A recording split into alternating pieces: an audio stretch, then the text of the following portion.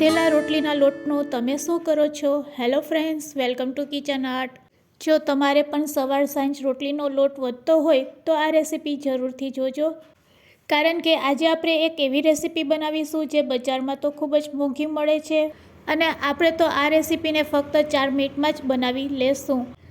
કારણ કે આ રેસીપી માટે એક મસાલો બનાવવાનો હોય છે, જેને આપણે મસાલો બનાવ્યા વગર જ બનાવીશું, એટલે ફક્ત 4 મિનિટમાં જ બની જશે. તો ચાલો ઝટપટ બની જાય તેવી બજારમાં મળતી મોંઘી રેસીપીને આજે આપણે ઘરે બનાવીશું. રેસીપી સારી લાગે તો લાઈક અને શેર કરજો. મારી ચેનલ ઉપર નવા હોય અને મારી ચેનલને હજુ સબસ્ક્રાઈબ ન કરેલ હોય તો સબસ્ક્રાઈબ કરી બાજુનું બેલ બટન દબાવવાનું ભૂલશો નહીં, જેથી કરીને તમને મારા નવા વિડીયોનું નોટિફિકેશન મળતું રહે.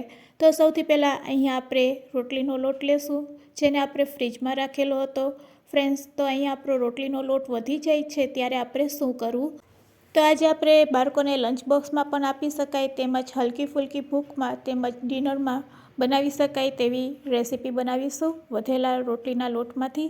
તો આ રીતે આપણે રોટલીના લોટને પહેલાં મસળી લેશું, કારણ કે આપણે તેને ફ્રીજમાં રાખેલો હતો. તો ફ્રેન્ડ્સ, હવે આપણે આ લોટમાં હળદર અને તેલ એડ કરશું. તો અહીંયા મેં અડધી ચમચી હળદર એડ કરેલી છે, સાથે થોડુંક તેલ એડ કરેલું છે અને હવે લાલ મરચું પાવડર પણ એડ કરશું ચપટીક. અને બસ લોટને ફરીથી આ રીતે આપણે બાંધી લેશું, એટલે લોટમાં સરસ એક ટેસ્ટ આવી જશે. ક્યારેક બાળકોને જો થેપલા ખાવાનું મન થાય ત્યારે તમે આ રીતે રોટલીના લોટમાંથી થેપલા પણ બનાવી શકો છો. પણ ફ્રેન્ડ્સ, આજે આપણે એક સ્વાદિષ્ટ વાનગી બનાવવાના છે જે બજારમાં તો ખૂબ જ મોંઘી મળે છે. તો એ વાનગીને આપણે કઈ રીતે વધેલા રોટલીના લોટમાંથી બનાવી શકીએ છીએ તેની આજે હું તમને ટિપ્સ આપી.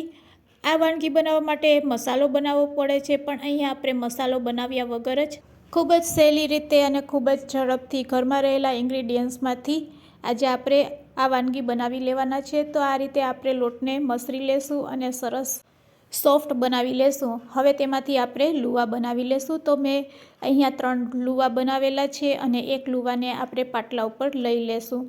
ફ્રેન્ડ્સ, હવે આપણે આ રેસીપી બનાવવા માટે મસાલો બનાવવાનો છે, પણ મસાલાને આપણે શેક્યા વગર જ, જો તમારા ઘરમાં ચવાણું હોય અને સેવ હોય તો તેમાંથી ઝડપથી તમે આ મસાલો બનાવી શકો છો અને તમારે ગેસ ચાલુ કર્યા વગર જ એકદમ ઝડપથી તમે મસાલાને ગ્રાઇન્ડ કરી શકો છો. તો ફ્રેન્ડ્સ, અહીંયા મેં ચવાણું લીધું છે 1 નાની વાટકી અને 1 નાની વાટકી સેવ લીધેલી છે. બસ હવે આપણે પલ્સ મોડ ઉપર આ બંને વસ્તુને ગ્રાઇન્ડ કરી લેશું. અહીંયા આપણે અચકચરું ક્રશ કરવાનું છે, એ વાતનું ખાસ ધ્યાન રાખવાનું છે. તો ફ્રેન્ડ્સ, અહીંયા આપણો મસાલો પણ રેડી છે. કોઈપણ જાતની ઝંઝટ વગર આ રીતે તમે ખૂબ જ સહેલાઈથી મસાલો બનાવી શકો છો. અને ફ્રેન્ડ્સ, હવે તમને ખ્યાલ આવી ગયો હશે કે આપણે વધેલા રોટલીના લોટમાંથી શું બનાવી રહ્યા છે. હા ફ્રેન્ડ્સ, વધેલા રોટલીના લોટમાંથી આજે આપણે ભાખરવડી બનાવી રહ્યા છીએ. તો ફ્રેન્ડ્સ, ભાખરવડી માટે મસાલો શેકવો પડે છે. તો અહીંયા આપણે અને ઘણા બધા ઇન્ગ્રીડિયન્ટ્સ જોતા હોય છે, પણ આપણે ચવાણુંમાંથી આરામથી આ મસાલો બનાવી શકીએ છીએ. હવે આપણે રોટલીને વણી લેશું. તો ફ્રેન્ડ્સ, આ રીતે જો મસાલાવાળી રોટલી તમે બનાવીને રેડી કરી લેશો એટલે આરામથી ભાખરવડીનો ટેસ્ટ છે તે બજાર જેવો લાગશે. તો ફ્રેન્ડ્સ, હવે આપણે વેલણની મદદથી તેને વણી લેશું. આ રીતે રોટલી જેવી મોટી રોટલી આપણે વણવાની છે. જરૂર લાગે તો તમે અટામણનો પણ ઉપયોગ કરી શકો છો.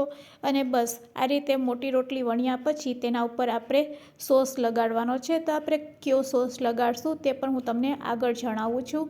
તો રોટલી ના તો વધારે જાડી ના તો વધારે પાતળી એવી આપણે વણવાની છે. અને આ રીતે રોટલી વણાયા પછી આપણે તેને ચાકુથી ચોરસમાં કટ કરી લેશું, એટલે જ્યારે આપણે તેને ભાખરવડીનો શેપ આપશું એટલે ખૂબ જ સરસ ભાખરવડીનો શેપ આવશે. તો આ રીતે સાઈડના ભાગ ચાકુની મદદથી કટ કરીને આપણે દૂર કરી લેશું. તો ફ્રેન્ડ્સ, હવે આપણી રોટલી ચોરસમાં રેડી છે. હવે તેના ઉપર આપણે સોસ લગાડવાનો છે. તો શીઝવાન ચટણી અથવા તો શીઝવાન સોસ હશે તો બેસ્ટ રહેશે. અને આ બંનેમાંથી એક પણ ન હોય તો તમે તીખી લાલ ચટણીને પણ આ રીતે કરી શકો છો રોટલી ઉપર. અને તે પણ ના હોય તો ટમેટો કેચઅપ જો ઘરમાં હોય તો ટમેટો કેચઅપ પણ સ્પ્રેડ કરી શકો છો. પણ શીઝવાન સોસ અથવા તો શીઝવાન ચટણી લેશો તો તેનો ટેસ્ટ 4 ગણો વધી જશે.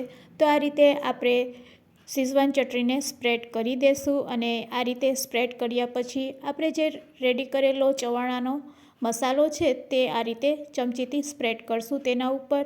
ફ્રેન્ડ્સ, આ રીતે ચવાણું બધી બાજુ સ્પ્રેડ કર્યા પછી એક વસ્તુનું ખાસ ધ્યાન રાખવાનું છે કે આ રીતે ચમચીથી ચારે બાજુ આપણે મસાલાને સ્પ્રેડ કર્યા પછી તેની ઉપર એક વખત આપણે વેલણથી વણી લેશું, જેથી કરીને આપણો જે ચવાણાનો ભૂકો છે તે તેની સાથે ચોંટી જશે અને પછી તમે તેનો રોલ વાળશો તો રોલ આરામથી વળી જશે. વળી તળતી વખતે તેમાં રહેલો મસાલો પણ નીકળશે નહીં. તો ફ્રેન્ડ્સ, આ એક એવી ટિપ્સ છે કે જેને તમે ફોલો કરશો તો પહેલી જ વારમાં તમારી ભાખરવડી છે તે એકદમ સરસ બનશે. જો ફ્રેન્ડ્સ, તમારે બજારમાં જે ભાખરવડી મળે છે તે કઈ રીતે બનાવે છે તેની મેં લિંક ડિસ્ક્રિપ્શન બોક્સમાં આપેલી છે, તમે ત્યાંથી પણ જોઈ શકો છો. તો ફ્રેન્ડ્સ, આજે તો આપણે વધેલા રોટલીના લોટમાંથી આ ભાખરવડી બનાવીએ છીએ, એટલે કે આ ભાખરવડીનો એક નાસ્તો તૈયાર થશે જે નાના બાળકોને તો ખૂબ જ ભાવશે. વળી મોટા હોય કે નાના બધા ખુશ થઈ જશે. તો અહીં આપણા રોલ વરાઈ ગયા છે. બસ હવે આપણે તેને કટ કરવાના છે. તો અહીંયા આપણે ચાકુની મદદથી રોલને કટ કરી લેશું. જો તમારે નાના ટુકડામાં કટ કરવા હોય તો નાની સાઇઝમાં કટ કરવાના, અને જો મોટી સાઇઝમાં ભાખરવડી બનાવવી હોય તો મોટી સાઇઝમાં કટ કરવાની. અત્યારે આપણે તેમાંથી નાસ્તો બનાવી રહ્યા છીએ, એટલે નાસ્તા માટે આપણે આ રીતે મોટી જ ભાખરવડી બનાવીશું અને તેને આ રીતે હાથેથી પ્રેસ કરી લેશું, જેથી કરીને તળતી વખતે તેમાંથી મસાલો અથવા તો તે છૂટી ન પડે. તો ફ્રેન્ડ્સ, આ રીતે આપણે બધી ભાખરવડી બનાવીને રેડી કરી લેશું.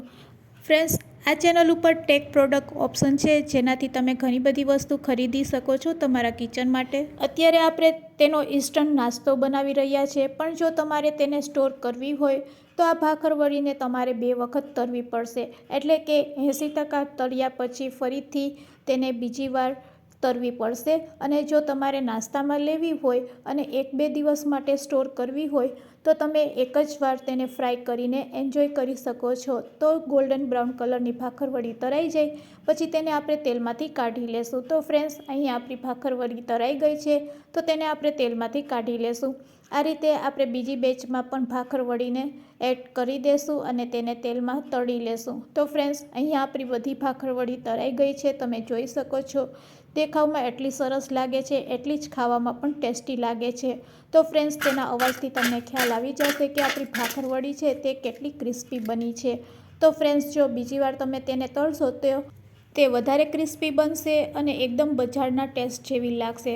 તો ફ્રેન્ડ્સ, આજની શીખારેલી ટિપ્સ તમને કેવી લાગી તે મને કમેન્ટ્સમાં જરૂરથી કહેજો, અને રેસીપી સારી લાગી હોય તો તમે ક્યાંથી જોઈ રહ્યા છો તે પણ મને કમેન્ટ્સમાં જરૂરથી કહેજો. અને જો રેસીપી સારી લાગી હોય તો લાઇક તેમજ શેર કરવાનું ભૂલશો નહીં તમારા ફ્રેન્ડ્સ, મિત્ર અને ગ્રુપમાં. Thanks for watching. ફરી મળીશું એક નવી રેસીપી સાથે.